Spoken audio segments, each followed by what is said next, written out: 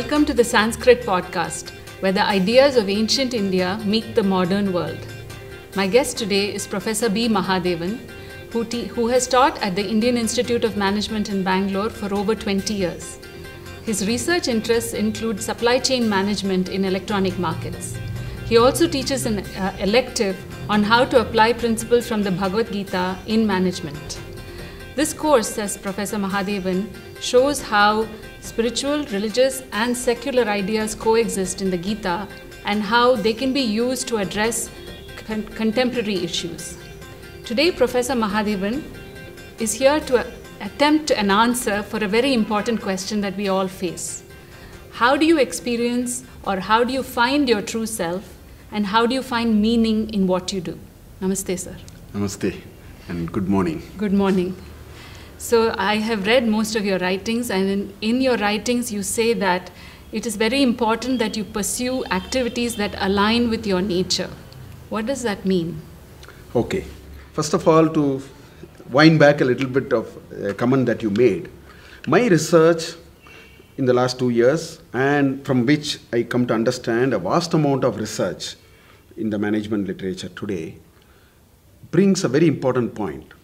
Workers across the globe are increasingly complaining of deprived meaning at workplace. I think this is a very serious issue because it looks like we spend more than 12 hours in work, maybe work till 70, 80 years, even longer. So a vast majority of our life, can it afford to be meaningless or less meaningful? So that's where this whole issue will come. So the way we have approached work, I will confine to Bhagavad Gita. The way Bhagavad Gita has approached this notion of work seems to be very different from our general understanding of work. And perhaps that clarifies, answers some of these questions. If you look at ancient Indian wisdom, we all start with a basic assumption that each one of us have what is called a Prakriti. The technical word is Prakriti, and an approximate English word could be my own nature, although I can't strictly map it to that. But if you ask me what is Prakriti, we have, today if you open any Microsoft application, if you want a color, you have a color palette with a R, G and B. So we have exactly the same structure. We have, instead of R, G and B, we say S, R and T, Sattva, Raja and Tamas. We also have color palette. So as much as you can get millions of combinations of these numbers, think about 3-digit numbers of 3 of them. Permutation combination, mathematics says it will be billions or trillions. That's what we are. This is our perspective. So therefore, each one of us are unique. Our biometric things also say it. Symbolically, we show it like that. Each one of us bring a very unique nature, which is a combination of RGB.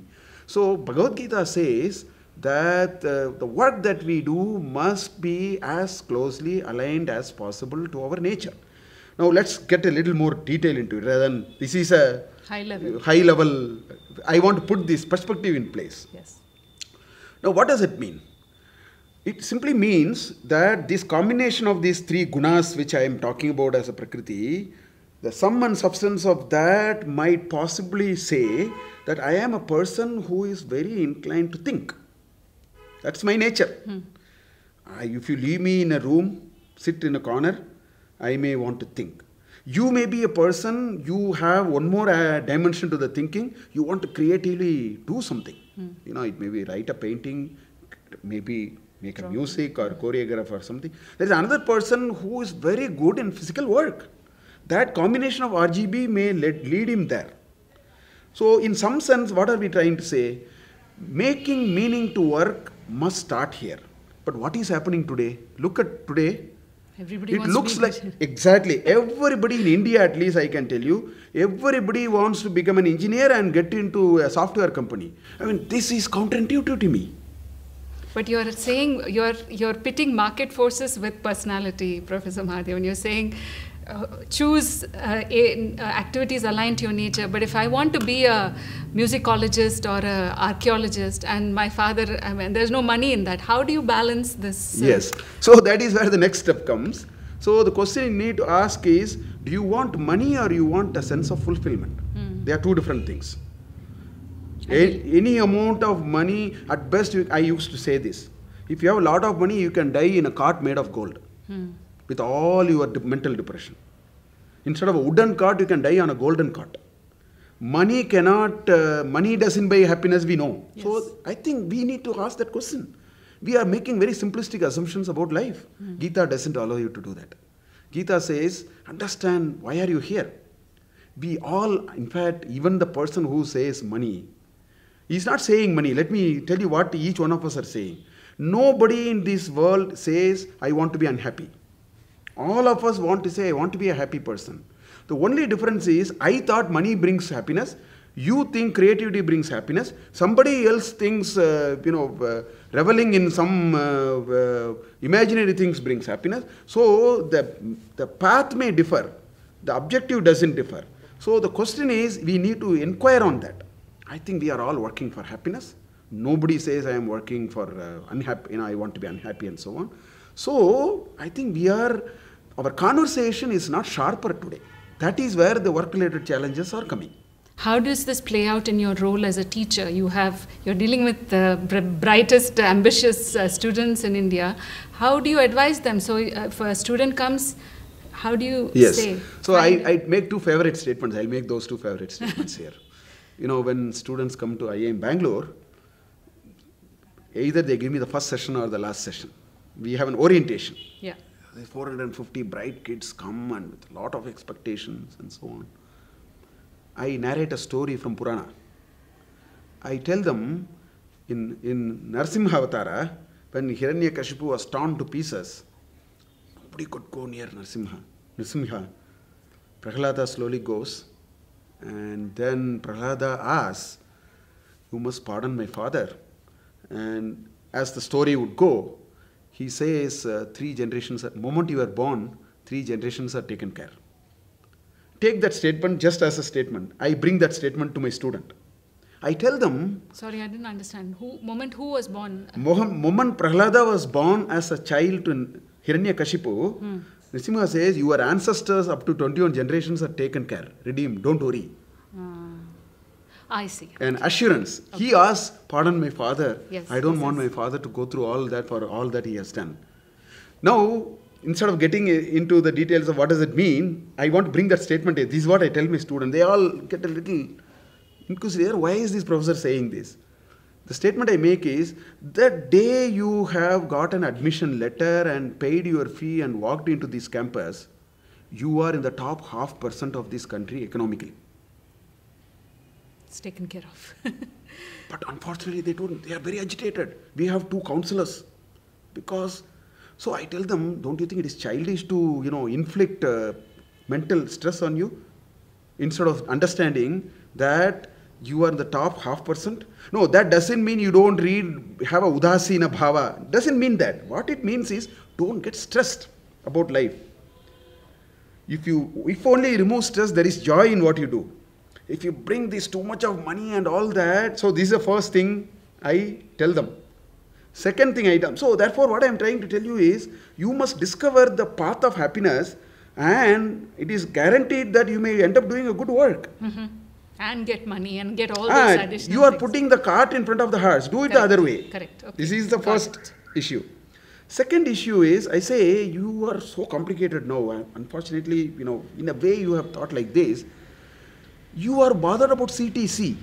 It's called cost to company. I said, if you had a bit of commonsensical thinking, you should bother about CTI. CTC is for the company. Cost to the company is not cost to the individual. All the conversation today about jobs, whether it is a top business school or whether it is a small second grade university college or a little bit of everybody thinks we all have to respond to CTC. Now, if you understand that it's happiness you are pursuing and you think money as a route for it, you will actually put CTI, and within that item A may be CTC, there may be a B, C and D. So I think this perspective change is what Gita brings. It says you are working because you want joy. Work must get you joy, otherwise it is not worth.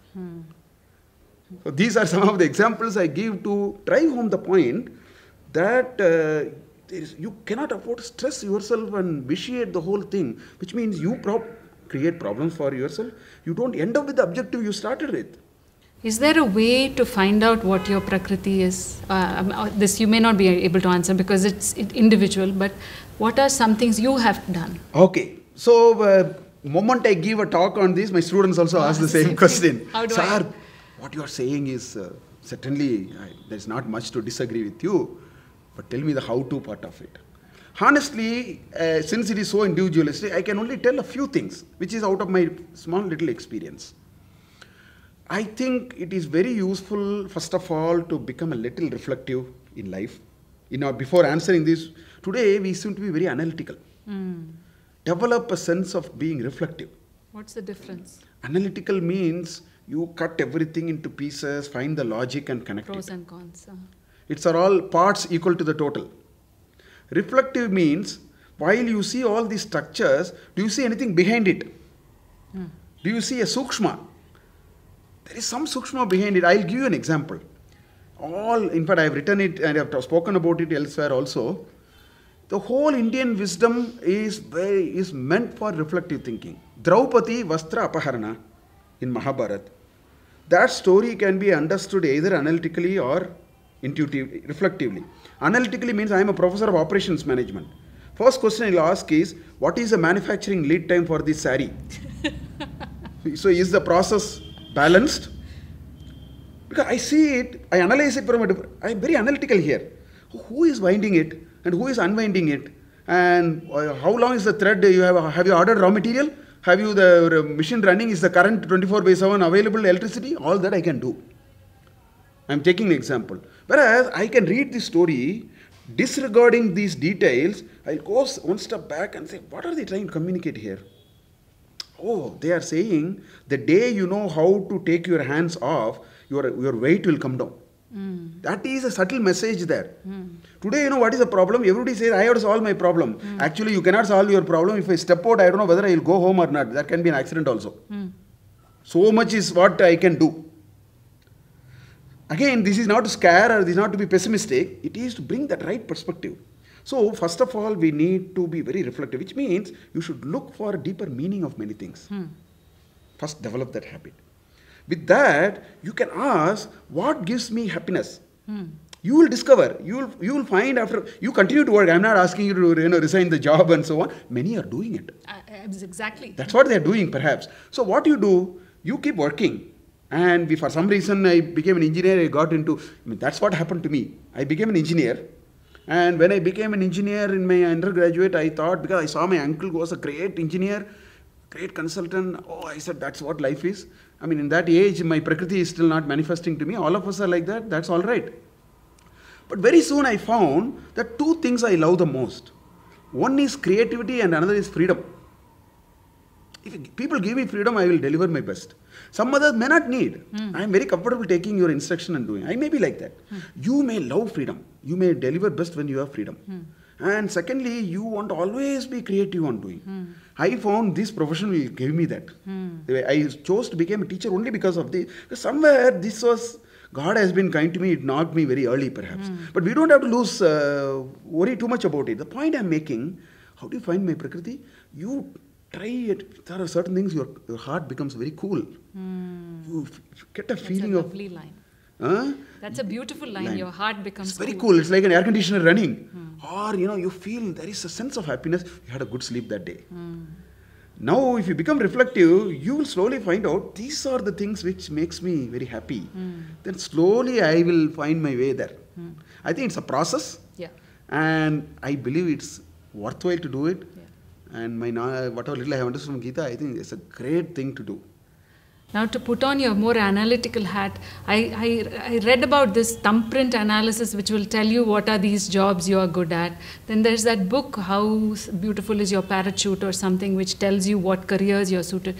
Do those things work? I suspect how far can they work. I will tell you the reason. The reason is many of the current thinking with the current knowledge, which are all about 200, 300 years, largely from aptitude tests and those largely from the Western society. Oriental thinking are not much used, but from the, it's a certain way in which we are going. My own reading is, there is a world of difference between the way I don't think it's just Indian. I largely see it in the eastern part of the globe. The way they understand many things in life vis-a-vis the way the other side. And the way I would articulate, we believe there is a world within and there is a world outside. And in the order of priority, the world within is far more important than the world without. I use the word within and without, in and out. So all these will only tell you things on the basis of world without. I will give you an example. People talk about leadership. Okay? If you read chapter 1 of Bhagavad Gita, there is a great message there. Your leadership is not a function of how well you can think, or how much analytical thinking you have. Do you have communication skills? Do you put up a good face in front of people? They all will happen only when your world within is not agitated. See, Arjuna dropped everything and he says, let somebody kill me. A great warrior says, I'll be too happy if somebody kills me. Why is it happening? If the world within is not in peace, you will deliver nothing outside. So therefore, these analytical tools are largely operating outside. They are not testing the world, which is, Shankaracharya, in his magnum opus called Viveka Chudamani, in which he makes a statement, he makes a shloka. He says, you cannot borrow somebody's eyes and see the beauty of the moon. So my happiness cannot be outsourced. My happiness is mine. Which means it is my world, it is not your world. You can try hard to make me happy, but the decision to be happy is mine, not yours. That's what he said by saying, you need your own eye to see the, Chandra, beauty of the Chandra. So that is what. So I think it may cover a ground, but it needs us to take it and put it into our world inside and understand, connect it to the Prakriti is a world inside, it's not outside. Okay.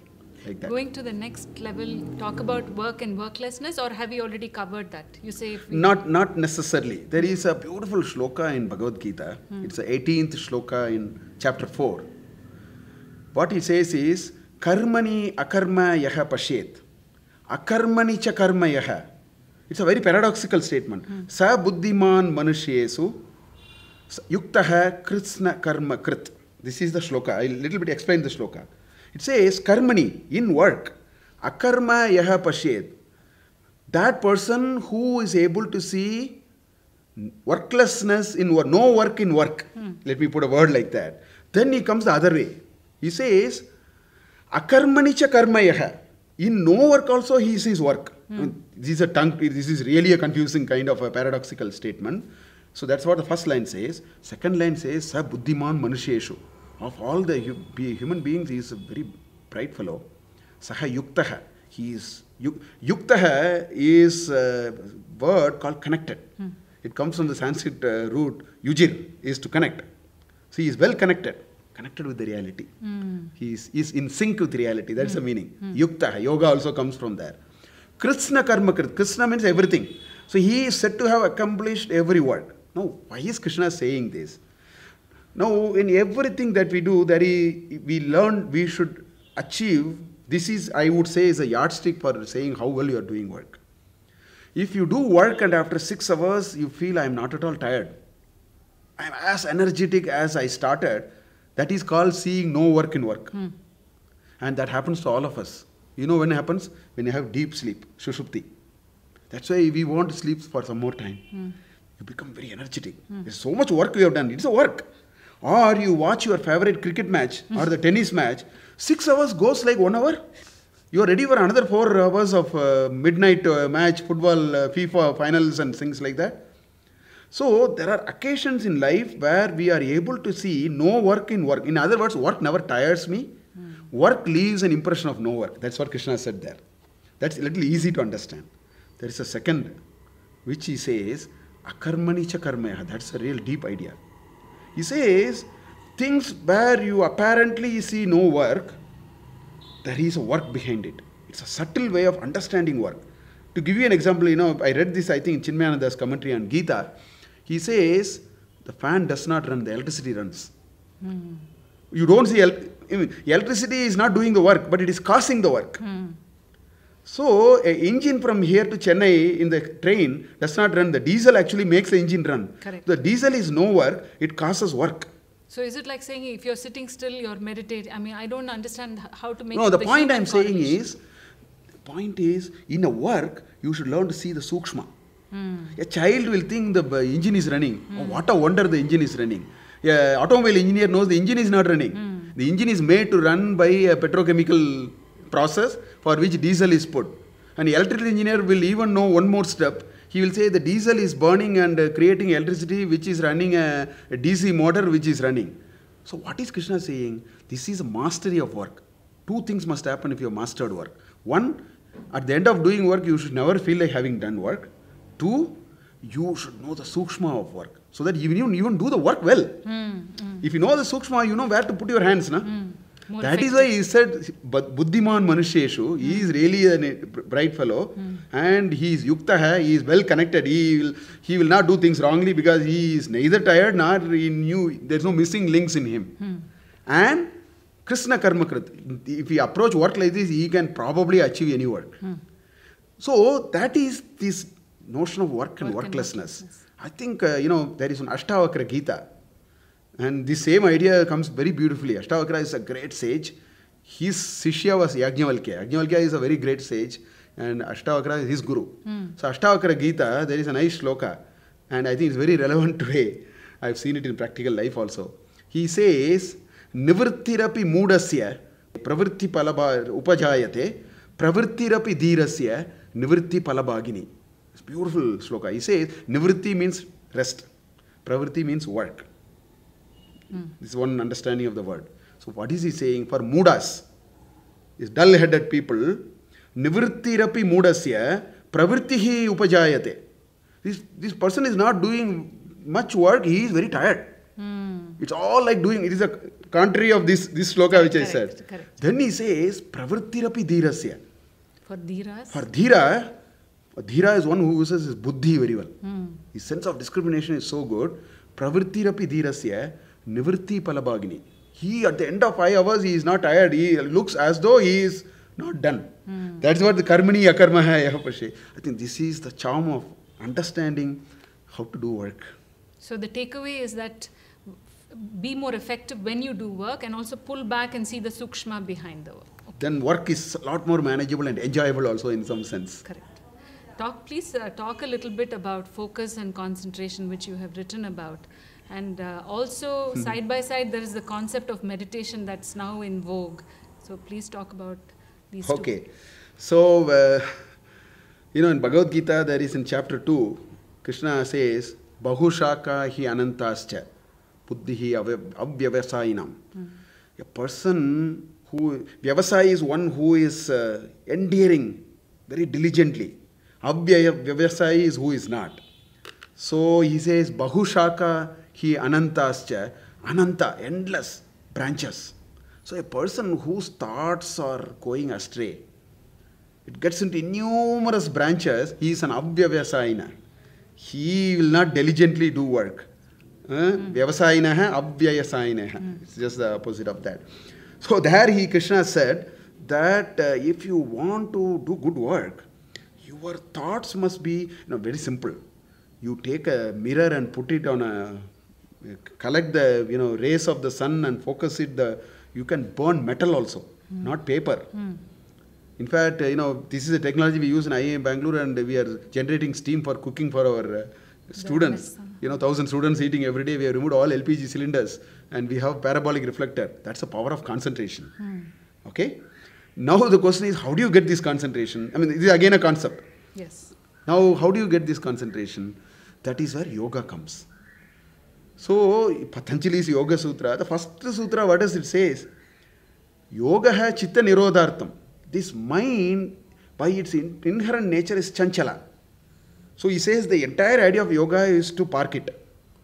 Otherwise, Bahushaka hi anantascha will happen. So, in fact, I must tell you, I used to use the word brainstorming. Right? And nowadays I have stopped using the word brainstorming. In fact, my third edition of my book, I have done a global replacement of brainstorming with brain stilling. Yes, I read Because somehow after reading all these, I feel the brain cannot afford a storm. Sometimes when So how do you generate ideas? So when you have a problem, you have difficult in fact, there are two things that can happen. First, you are not even sure of what the problem is. It's so hazy. I mean, you think in different ways. You are still not developed the clarity of the problem. Correct. Or sometimes we have a good clarity of the problem, but we don't know how to actually address it. Lots of people have said, what is the best thing to do? Just go to meditation. In other words, just let these vibrations in the mind to cool off.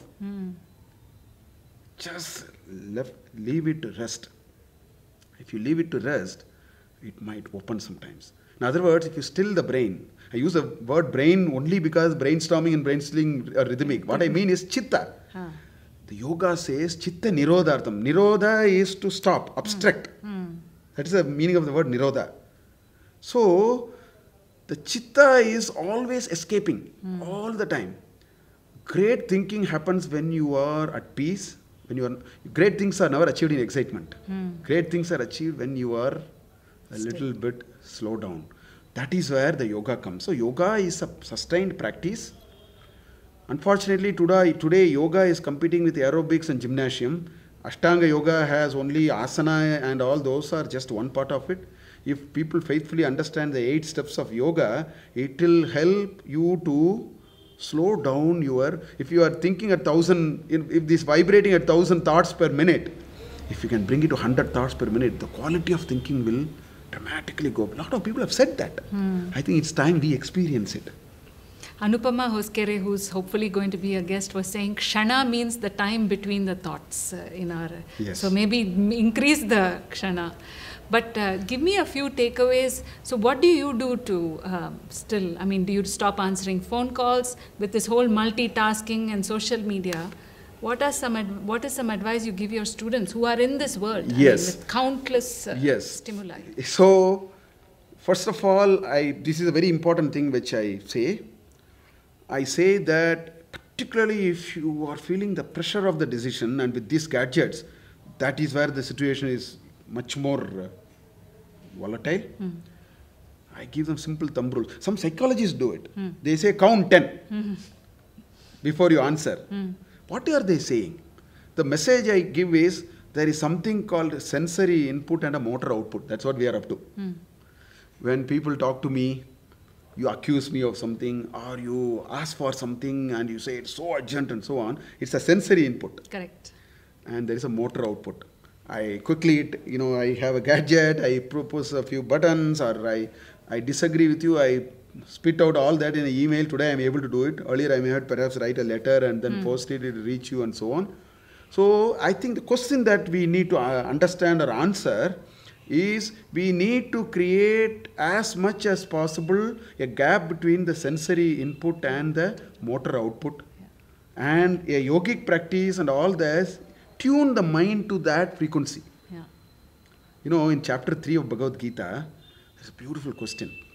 Arjuna asks, Atakkena prayuktoyam papam charati purushaha anichanapi vashneya baladiva niyojitaha. This question every one of us will ask every time in our life, even after 5 million years people will ask. Question is asking, Kena prayuktaha ayam, who is forcing him? Papam charati purushaha, he committed an act of sin. That's the first line. Second line says, Anichanapi, and there was no icha, I didn't want to do it. Baladiva niyojitaya, somebody made me the victim of situation. Somebody pushed me into the situation. When I will ask that question, something bad happened in my office. Things didn't work very well. I come home, my daughter or son comes, he's a small child, in its own innocent way, it throws a tantrum and then you shout. Or you shout at your better half, at your spouse. And you feel bad afterwards. Then, evening or tomorrow morning, this question will come. Atakkena prayuktoyam papam charati purushaha. I didn't want to do Anichinapa varshneya baladiva niyojita. So, this is the issue here. So, Krishna, of course, talks about a few things in Bhagavad Gita on that. The point is there a way we can... So, I tell my students, particularly if you are feeling hard-pressed, Best thing is either don't Slow type down the immediately. reaction speed. If you have to send a mail, I have talked in terms of SMSs and mails today. So don't type a mail or SMS. Or if you still feeling the urge to type it, send it after half an hour. Or put it in the drafts folder. Yes, that's what. Send it after some time. Yeah. The world will change. Yes. You will become much seasoned person in life. Yes. So that's what probably that. Very good point. Last thing is about inspiration versus satisfaction. You say that much is being made about the issue of motivation and satisfaction, whereas we should also focus on inspiration. Please talk about that. Okay. So to me it appears this motivation to a lesser extent on satisfaction, to a larger extent on motivation. Motivating employees. The whole way we have looked at this concept, this literature, the ways and means, to me it appears they are all appealing to things outside of me. I remember I talked about world outside and world within. So by giving you more salary, I'll giving you unpaid holiday. It's a carrot and stick kind of carrot stick donkey kind of a model. Inspiration is the call from within. Inspiration is something which kicks you from your world within. And motivation, the way it is happening, the satisfaction motivation, is things which are that you respond to a call from outside. It appears to me the call from within is much stronger than the call from within, from outside. So therefore, inspirationally doing things has a greater impact, has a greater efficiency. Professor, I have two problems with your argument. Yes. One is, and if there are 1,000 employees or 1,000 students, how do you inspire each of them? Because each one may have different inspiration points. So it's not an efficient method to use inspiration. Whereas motivation, you can say you will get a bonus. Easy to do. How do you inspire a large group of varying... Yeah. In fact, let's say there are 100 workers sitting here. Yeah. I could have said two things. I could have said, you all work, I'll give you 20% more bonus. That means you can buy your car 2 months earlier, or all that I can say. Another thing I can do is, I will say work and discover who you are. I can talk a very different thing. Don't underestimate, don't think we all live life of transactional things. I think this is the problem with purely organizing life from a market force perspective. Are you telling me I don't have self-esteem? I will give you an anecdote that may make it clear. One of my friend, he narrated this to me. He was sitting in a station in Haryana. He was to catch a train to come to Delhi. He was sitting there. I think he came a little early. He didn't have anything else to do, and he thought the best thing is to sit there. 2-3 hours he has to wait. Came at 11:30 or 12. Train is going to come at 3 o'clock. So there is one beggar who was begging for alms. He came to him and he gave him some 10 rupee or something, or 5 rupee, whatever. He gave some money. This was going on. This was around 11 o'clock, 11:30 when he came and sat. At 2:30, this beggar has to eat. So there is a vegetarian refreshment stall. He bought the food. Then he looked around, this person is sitting. He offered him food. Earlier he played the role of a beggar. Now he has self-esteem. So the question you want to ask is, you want to address only the other part, or you want to also address the self-esteem? I am very positive. I think if you touch people's heart, right, they can respond better than... See, we are working on a paradigm. And there are any amount of problems on that. That's what we are struggling in business schools also. I am saying if you can touch him... See, this worker, are you telling me this beggar, just because I am poor, are you telling me I don't have self-esteem? No, I have self-esteem. Yes. Dignity. Dignity. I have dignity. In fact, I keep telling, please don't donate torn cloths for this flood relief. And you know what is the reason I tell? I tell them, assuming that there was a big earthquake in IA in Bangalore, and the 100 houses we lived were all burnt out to ashes. Are you telling me Professor Mahadevan is going to wear torn pieces? I will die. If you give me a old food, do you think I am going to eat? I will die.